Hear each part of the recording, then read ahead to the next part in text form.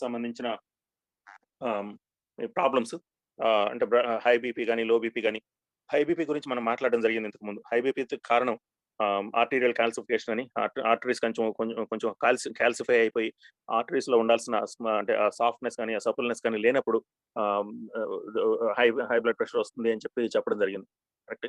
So, తర్వాత low BP అనేది అది చాలా అంటే దాదాపుగా ఈవెన్ యంగ్ పీపుల్‌లో కూడా ఇక్కడ మోడర్న్ సొసైటీస్‌లో ఈ లో బీపీ అనేది కూడా ఒక అంటే రీసెంట్‌గా మనం ఎక్కువగా ఫేస్ చేస్తున్న ప్రాబ్లమ్ ఇది. సీ ఈ బ్లడ్ ప్రెషర్‌ని ఈటినన్నిటిని కంట్రోల్ చేయడంలో బాడీలో ఫ్లూయిడ్ బ్యాలెన్స్ మెయింటైన్ చేయడంలో కిడ్నీస్ లేకపోతే అడ్రినల్ గ్లాండ్స్ అంటాం. అడ్రినల్స్. అవి అడ్రినల్స్ ప్రాపర్‌గా ఫంక్షన్ చేయకపోతే గనక then we will have a problem. Okay. ఇప్పుడు అదేంటంటే ఒకవేళ లో బీపీ వచ్చినప్పుడు థట్ ఈస్ అంటే బాడీ ఒక రకమైన స్ట్రెస్‌లోకి వెళ్తుంది అని చెప్పి మనకు అర్థం అవ్వాలి. ఓకే. సో, ఆ స్ట్రెస్ ఏంటంటే దట్ ఈస్ అడ్రినల్ ఫెటిగ్ అంటాం. సో, అడ్రినల్స్ ఒకవేళ దీంట్లో 2 రకాల ప్రాబ్లమ్స్ ఉంటాయి. అడ్రినల్ ఇవి అంటే అడ్రినల్ గ్లాండ్స్ అంటే గ్రంథులు సరిగ్గా పనిచేస్తున్నాయో, పనిచేయడం లేదో దానికి 2 రకాల ప్రాబ్లమ్స్ వస్తాయి. ఒకటేంటంటే హైపో అడ్రినలిజం అంటే అవి అంటే ఎక్కువ అంటే ప్రొడ్యూస్ చేయాల్సినంత కార్టిసాల్ లెవెల్స్ కానీ అంటే ఇవన్నీ కూడా స్టెరాయిడ్ రిలేటెడ్ ప్రాబ్లమ్స్ ఇవన్నీ. స్టెరాయిడ్స్ అంటే ఏంటి? మనం బయట నుంచి తీసుకునే స్టెరాయిడ్స్ కాదు. ఇట్ ఈస్ బాడీ తనకు తాను జనరేట్ చేసుకునే స్టెరాయిడ్స్ లోపల నుంచి. స్టెరాయిడ్స్ అన్ని ఇప్పుడు ఎడ్రినల్స్ అనేవి ద స్టెరాయిడ్స్‌ని జనరేట్ చేస్తాయి. సో, అవి సరిగ్గా జనరేట్ చేయకపోవడం వల్ల, అవి సరిగ్గా పని చేయకపోవడం వల్ల వచ్చే సమస్య ఇది. ఓకే. సో, ఎలా అంటే ఇప్పుడు దాదాపుగా దీంట్లో ఇప్పుడు హైపో అడ్రినలిజం అంటే ఇప్పుడు దీంట్లో అడిసన్స్ డిసీజ్ అంటాం దీన్ని. ఒకవేళ అడ్రినల్స్ కంప్లీట్‌గా పనిచేయడం మానేస్తే లేకపోతే దాంట్లో అంటే సరైన రీతిలో పని చేయకపోతే గనక దాన్ని అడిసన్స్ డిసీజ్ అనేది డయాగ్నోస్ చేయడం జరుగుతుంది. అది చాలా కష్టం అది డయాగ్నోస్ చేయడం. అంటే it is diagnosed after the fact and also it is diagnosed after people start suffering from ఇవన్నీ ఈ ప్రాబ్లమ్స్ అన్నిటిని ఆహ్, తో సఫర్ అవుతూ ఉన్న తర్వాత దాన్ని డయాగ్నోస్ చేయడం జరుగుతుంది. దాంట్లో ప్రాబ్లమ్ ఏంటంటే ఆహ్, సోడియం లెవెల్స్ తగ్గిపోవడం. ఓకే. ఏంటంటే సోడియం లెవెల్స్ తగ్గిపోవడం ఏంటి? సోడియం అసలు సాల్ట్ లెవెల్స్ తగ్గడం ఏంటి? ఇప్పుడు దాని సో, అది అది మనం చూస్తే గనక దాంట్లో ఇప్పుడు కోవిడ్‌లో కూడా మనం అదే అదే మనం చూస్తున్నాం. సోడియం లెవెల్స్, పొటాషియం లెవెల్స్ తగ్గిపోవడం మనం చూస్తున్నాం. ఇప్పుడు అడ్రినల్ ఇన్‌సఫిషియన్సీలో కూడా సోడియం లెవెల్స్ బాగా తగ్గిపోవడం చూస్తాం. సో, దానికి ఇప్పుడు మొదటి నుంచి మనకు చెప్పిందేంటి పొద్దున్న నుంచి సాయంత్రం దాకా అందరికీ తెలిసిన సంగతి ఏంటంటే సాల్ట్ తీసుకుంటే గనక బ్లడ్ ప్రెషర్ వస్తుంది కాబట్టి సాల్ట్‌ని అవాయిడ్ చేయండి. అందుకని చెప్పి చిన్న పిల్లల దగ్గర నుంచి పెద్దవాళ్ళ దాకా మొత్తం అందరూ సాల్ట్‌ని అవాయిడ్ చేస్తూ ఫుడ్ తినడం జరుగుతుంది. చప్పటి తినడం, లేకపోతే సాల్ట్ తింటే గ్యాస్ వస్తుందో, లేకపోతే సాల్ట్ తింటే అసిడిటీ వస్తుందో, లేకపోతే ఇంకోటొస్తుందో ఇవన్నీ మనకి మొదటి నుంచి సాల్ట్ తింటే బ్లడ్ ప్రెషర్ వస్తుందని చెప్పి సాల్ట్‌ని అవాయిడ్ చేసిన పరిస్థితి మొత్తం ఇప్పుడు సొసైటీలో ప్రతి చోట ఉంది. సో, అడ్రినల్ ఫటిగ్‌కి కారణం I think it could be one of the reasons ఈ సాల్ట్‌ని అవాయిడ్ చేయడం. కానీ సాల్ట్ అంటే మేము సాల్ట్ మొదటి నుంచి నేను కోవిడ్ గురించి చెప్పడం మొదలెట్టిన దగ్గర నుంచి సో, సాల్ట్ గురించి చెప్తూ వచ్చాను నేను.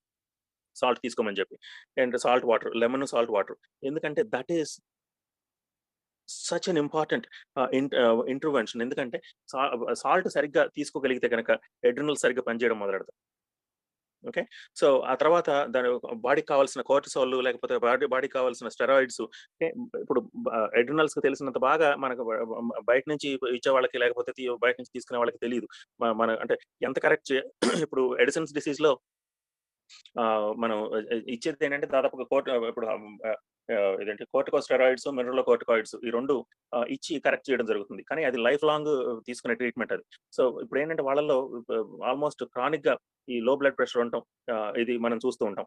కానీ వాళ్ళలో ఇప్పుడు ఒకవేళ సాల్ట్ గనక మనం ప్రాపర్‌గా ఇవ్వగలిగితే సరైన సాల్ట్‌ని సరైన అంటే మనం మామూలుగా టేబుల్ సాల్ట్ కాదు. మీకు టాటా సాల్టో లేకపోతే దాంట్లో ఉండే ఇప్పుడు అది అది కాదు నేను చెప్పేది.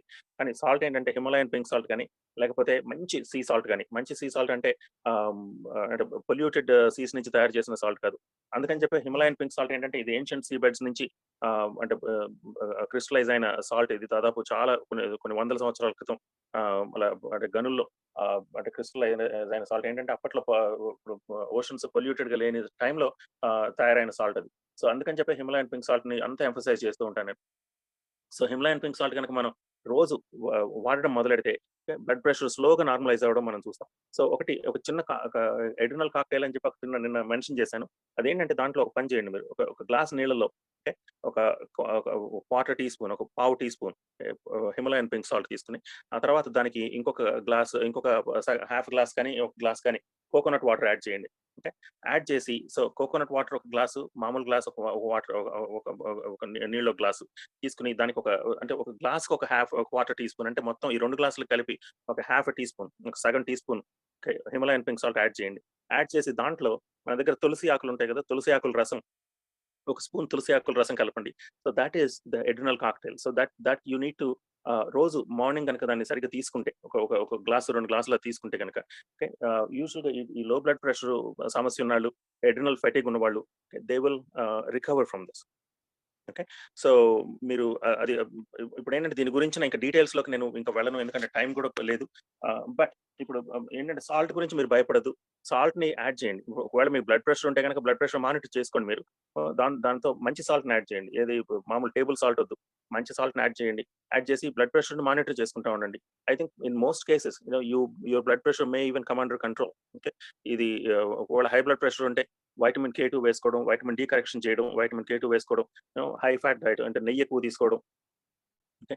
మొత్తం మీ డైట్ అంతా ఇంతకుముందు చెప్పిన రీతిగా మీ డైట్ అంతా కరెక్ట్ చేసుకోవడం. ఇదంతా చేసి ప్లస్ మార్నింగ్ ఇది ఇప్పుడు నేను చెప్పిన అట్లుగా మీరు ఒకసారి దీన్ని చేసుకుని మీ డైలీ రొటీన్‌లోకి దీన్ని ఇన్కార్పొరేట్ చేయగలిగితే I think there is every possibility మీరు లో బ్లడ్ ప్రెషర్ ఉన్న వాళ్ళకి ఇది డెఫినిట్‌గా they will be able to recover from this. అంటే it may take time but it is definitely possible for you to recover.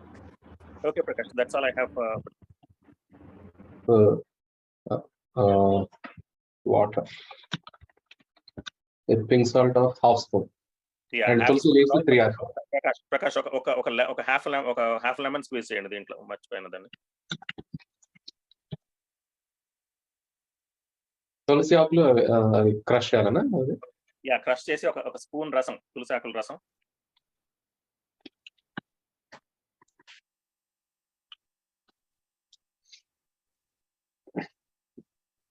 Okay.